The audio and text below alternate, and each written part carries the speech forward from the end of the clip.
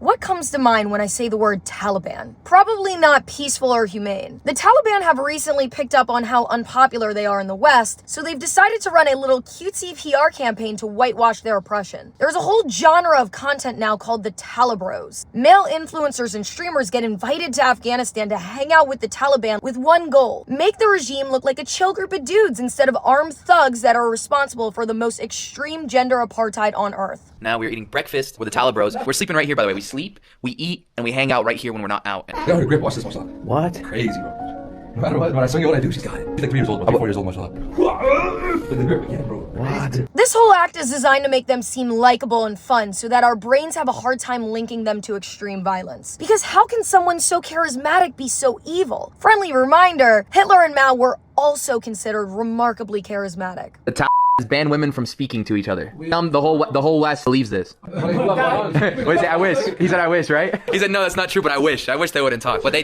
do give them rights against their own will. Classic I hate my wife jokes, haha. By denying the extreme claim that women can't even talk to each other, makes the viewers start to question whether their entire idea of women's rights in Afghanistan has been warped. Yeah, men cannot listen to music, only women can.